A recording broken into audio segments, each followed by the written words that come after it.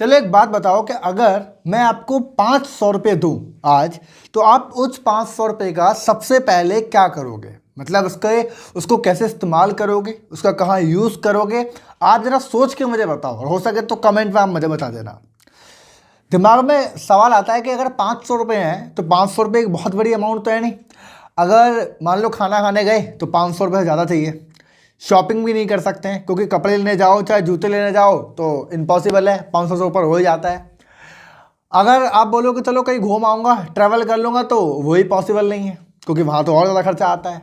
आप बोलने लगे कि यार मूवी देख लूँगा, मूवी लग रही है, नहीं नहीं बढ़िया आजकल मूवी आ रही है, वो भी नहीं कर पाऊँगा। एक रिचार्ज आप ज़रूर कर सकते हो, वो भी 28 दिन का होगा, राइट? मात्र 500 रुपये। कितना खतरनाक सवाल है ना। इस वीडियो में मैं आपको डिटेल में बताऊंगा, ये फाइनेंस की वीडियो प्रॉपरली, और आप मेरे साथ बने रहेंगे लास्ट तक, है ना। इस वीडियो में मैं आपको प्रॉपरली बताऊंगा कैसे आप मात्र 500 रुपये, जो 500 रुपीज़ होती हैं, अगर ये सोच लो कि आपकी जेब से हर महीने खो जाते हैं, क्या बोल रहा हूँ, हर महीने आपकी जेब से 500 रुपये खो जाते हैं। आप हर में जब भी सैलरी लाते हो, पगार लाते हो, जो भी पैसा आता है, 500 का नोट आपसे खो जाता है। ये अगर माइंडसेट बना लो और इस माइंडसेट को आने वाले कुछ सालों तक बना लो, तो ये आपको मालूम है जब ये आपको पाएंगे, मतलब ये जो 500 रुपये आप जो खो रहे हैं आपके पास है, जब ये पाएंगे तो इनकी कीमत 1 करोड़ 2 करोड़ से ऊपर हो सकती है, समझ रहे हैं। और अगर ये 1000 रुपये हो गए तो इनकी कीमत 3 करोड़ 4 करोड़ और कई बार 5 करोड़ तक भी हो सकती है। क्या बोल रहा हूँ, ये समझ नहीं आ रहा होगा ना, दिमाग फट रहा होगा, सोच रहे होगा क्या बताना चाहता हूँ, लेकिन समझिए, खाली मुद्दे पर चलते रहिए, है ना। कि अगर आपकी जेब से हर महीने 500 रुपये खोते रहें, मतलब अब हर महीने 500 रुपये एक जगह लगाते रहो, हर महीने 500 रुपये सही जगह इन्वेस्ट करते रहो, तो यू नो व्हाट, ये आने वाले कुछ सालों के अंदर करोड़ों का रूप ले सकते हैं। तो इस वीडियो में ये सब कुछ मैं आपको प्रॉपरली डिटेल में समझाऊंगा। सो एक कमिटमेंट पहले आप मुझे कर दीजिए कि इस सेशन में आप लास्ट तक रहेंगे। ये कोई वीडियो नहीं है प्रॉपरली, ये एक पूरा सेशन है जिसमें हम फाइनेंस की प्रॉपरली बात करेंगे, सारी चीज़ें बात करूंगा मैं, एफडी की बात करूंगा, आरडी की बात करूंगा, इन्फ्लेशन की बात करूंगा, सब करूंगा। तो आने वाले कम से कम 20 मिनट आप मुझे देने वाले। अगर आप अभी बिजी हैं तो इस वीडियो को शेयर कर लो, बाद में देख लेना, और फ्री हो तो डायरी पेन लेके बैठ जाओ, वो ज़रूरी है। चैनल को सब्सक्राइब कर दो अगर कोई भी फाइनेंस की, इन्वेस्टमेंट की, बिजनेस की वीडियो छोड़ना नहीं चाहते तो सब्सक्राइब कर दो, और नोटिफिकेशन को भी ऑन करो। सब्सक्राइब करने से क्या होगा, अगर नोटिफिकेशन ऑन नहीं करोगे तो वीडियो जब आएंगी पता ही नहीं चलेगा। तो ये सारा काम आपको पहले करना है। मेरा नाम है अंकित सैनी, हम sales and business coach, and channel पर पहली बार आए हैं आप तो वीडियो कमाल किए, और बार बार आते रहते हैं तो आपका धन्यवाद कि आप रिटर्न बैक में आते हैं।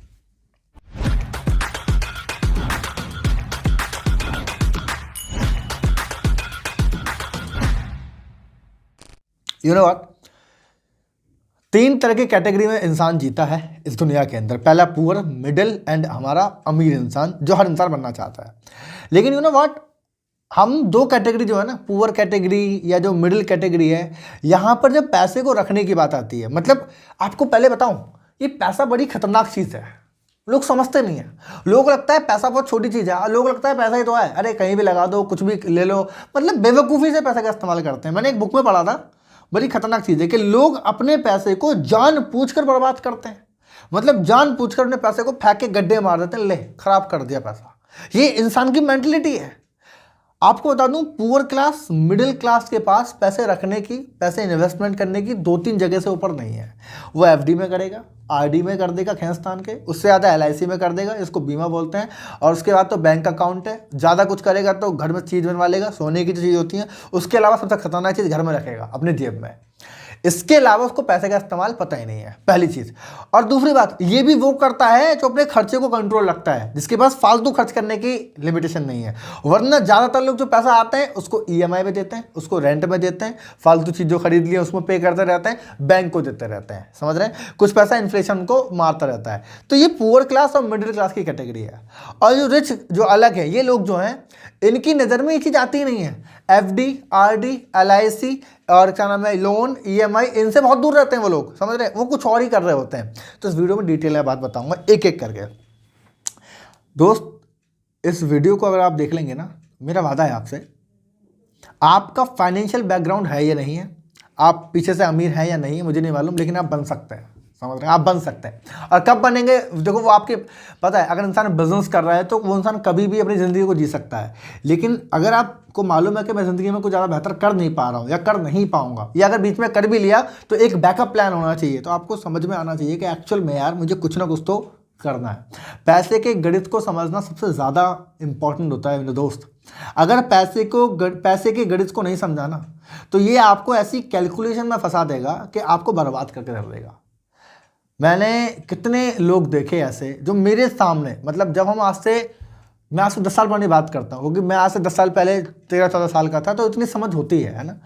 10 साल पहले एक इंसान जो काम कर रहा था वो आज भी वही काम कर रहा है। 10 साल पहले उस इंसान की फाइनेंशियल स्थिति जैसी भी थी, फाइनेंशियल हालत जो भी थी, आज उससे बदतर हो गई है। समझ रहे हैं, ये मैं देख रहा हूँ और आप भी देख रहे होंगे, आप रिलेट करेंगे कि पिछले 10 साल के अंदर क्या हुआ है। 10 साल के अंदर जो खाने पीने के रेट थे उस पर आप ध्यान दो, इन्फ्लेशन जिसे बोलते हैं। 10 साल पहले जब कोई इंसान कोई घर बनाता था तो उस पर ध्यान दो, आज ध्यान दो, है ना। आज देखो, मुझे याद है आज से 10 साल पहले की बात है, 10-12 साल हो गए लगभग इस बात को, ये 2011-12 की बात रही होगी, है। तो हमारी फैमिली ने एक घर बनाया था और हम मिडिल क्लास से बिलोंग करते हैं बेहद।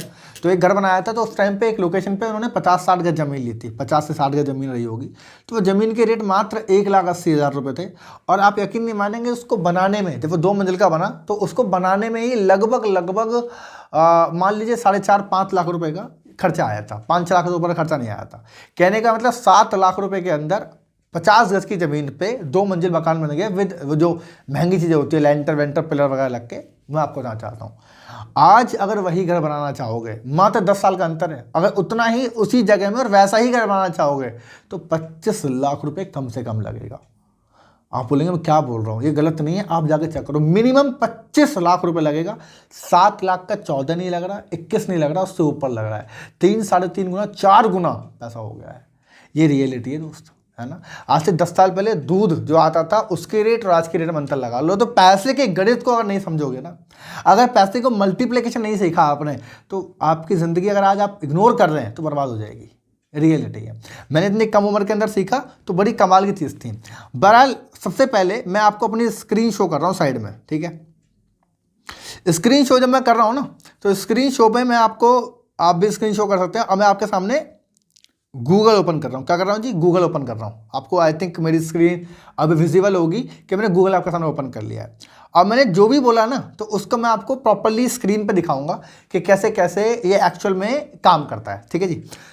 तो सबसे पहले हम बात करेंगे कि जब मिडिल क्लास कोई इंसान होता है तो वो अपने पैसे को इन्वेस्टमेंट करना चाहता है, यूज़ करना चाहता है, रखना चाहता है। तो सबसे पहले कहाँ रखता है? वो रखता है एफडी के अंदर। M right? एफडी एक बढ़िया ऑप्शन होता है जहाँ वो पैसा रखना चाहता है, जहाँ पे उसको 7-7.5% का रिटर्न मिलता है। तो सबसे पहले हम देखेंगे कि एफडी में एक्चुअल रिटर्न कितना मिल रहा है, राइट।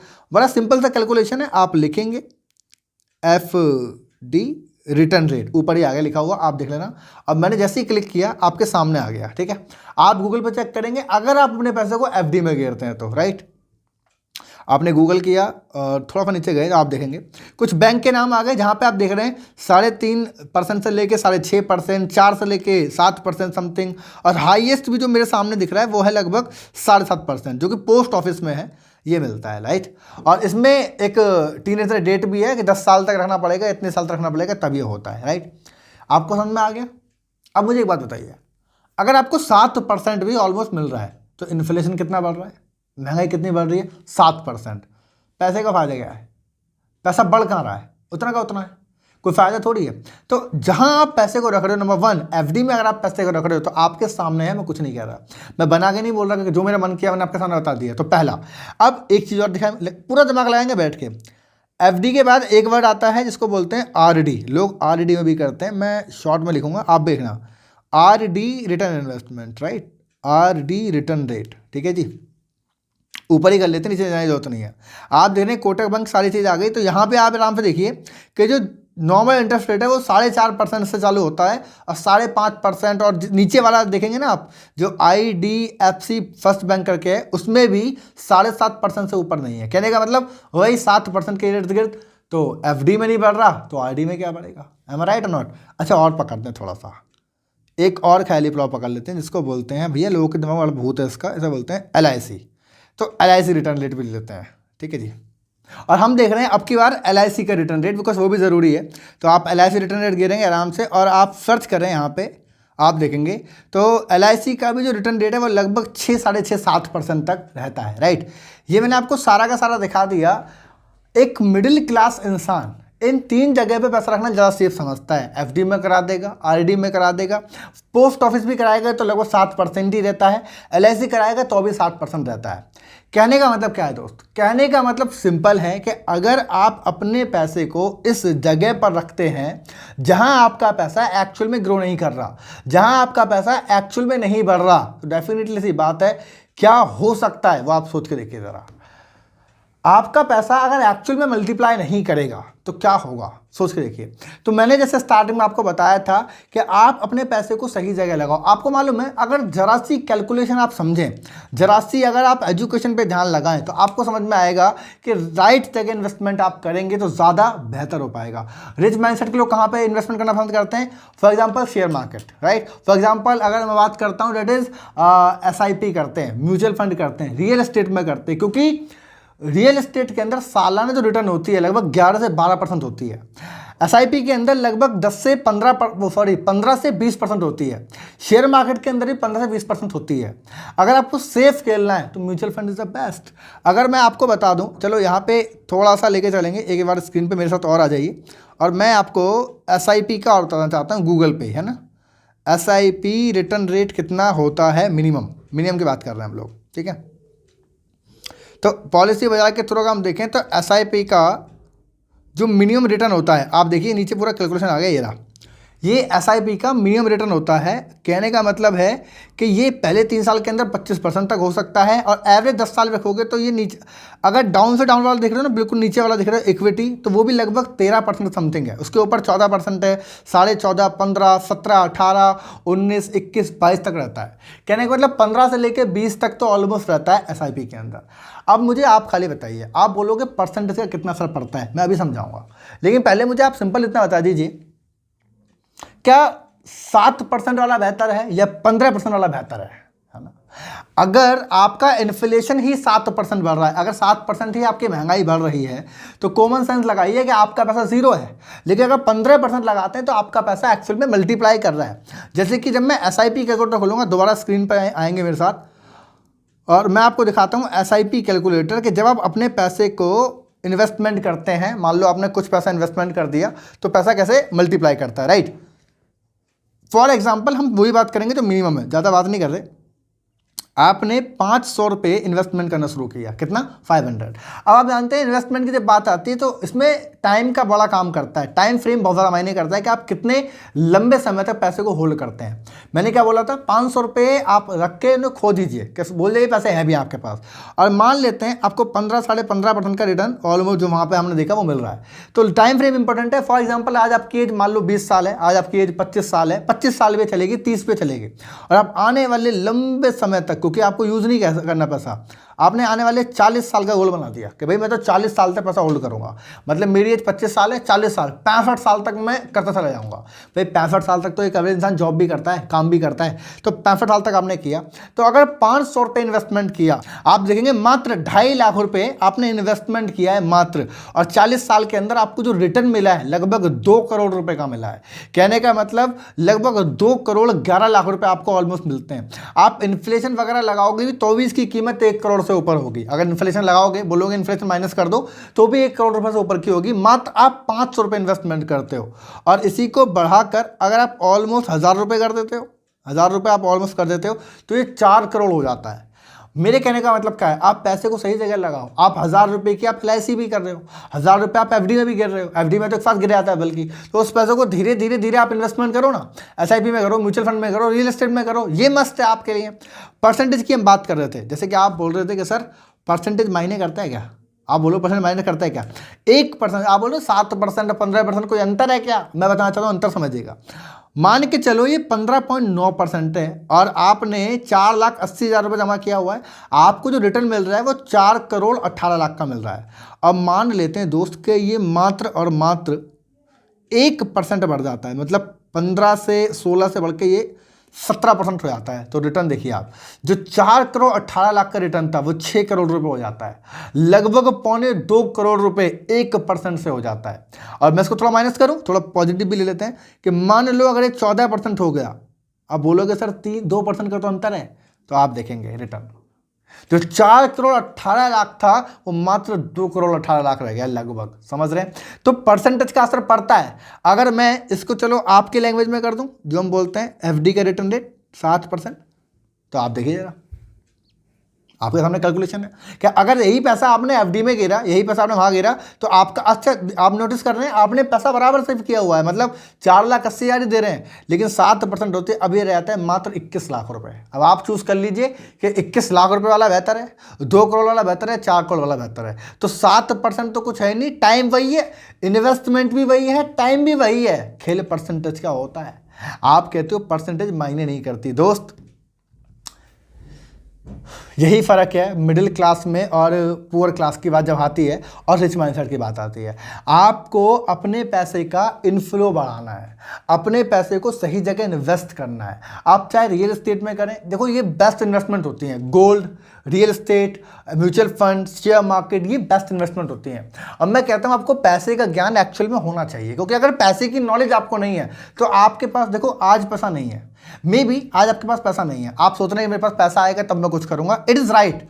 बट मेरा मानना है कि अगर आज आपके पास पैसा नहीं है और चलो कल पैसा आ भी गया, तो नॉलेज नहीं हुई तो गलत जगह लगा दोगे। लोग करते भी हैं, जब उनके पास पैसा आता है ना, कहीं से कहीं उनको ऑप्शन मिलता है तो गलत जगह पैसा लगाते हैं तुरंत। एक बार पैसा आ गया तो कहानी सेटल हो जाएगी। मेरे समझ में आ रही है? तो पैसा आने का सोर्स जब भी हो, लेकिन आपको राइट इन्वेस्टमेंट करने का सोर्स मालूम होना चाहिए। मतलब कि पैसा बाल्टी में गिरेगा, जब गिरे जब सही, लेकिन जाएगा सही जगह, गलत जगह आप इन्वेस्टमेंट नहीं करेंगे। अगर आप म्यूचुअल फंड के बारे में सीखना चाहते हैं, आप चाहते हैं आप एसआईपी में इन्वेस्टमेंट कैसे करें, कैसे सही स्टॉक्स को चुनें, सही फंड चुनें, तो आप मुझे कमेंट करिए, मैं आपके लिए उस पर वीडियो बनाऊंगा प्रॉपर स्क्रीन पर, कैसे कैसे म्यूचुअल फंड को चुना जाता है, कैसे मैं करता हूँ, कैसे आप समझेंगे, इन्वेस्टिंग कैसे की जाती है। अगर आप मुझे कॉमेंट करेंगे तभी वीडियो बनाऊंगा, अगर कमेंट नहीं करेंगे तो वीडियो नहीं बनाऊंगा, राइट। तो अगर आप बोलेंगे कि आप इन्वेस्टमेंट के बारे में और सीखना चाहते हैं, वीडियो बनाऊंगा उस पर, तो मैं आपके लिए बनाऊंगा, राइट। वीडियो अच्छी लगे तो आप लाइक कर दीजिए, शेयर भी कर दीजिए उन लोगों को जो पैसा बैंक में रख के बैठे हैं और छोटी छोटी चीजों में इन्वेस्टमेंट करना चाहते हैं, राइट। इसी के अलावा अगर वीडियो अच्छी लगी है और आप चाहते हैं फाइनेंस की वीडियो रेगुलर आप देखें, तो सब्सक्राइब करके नोटिफिकेशन को ऑन करो ताकि गलती से कोई वीडियो मिस ना हो।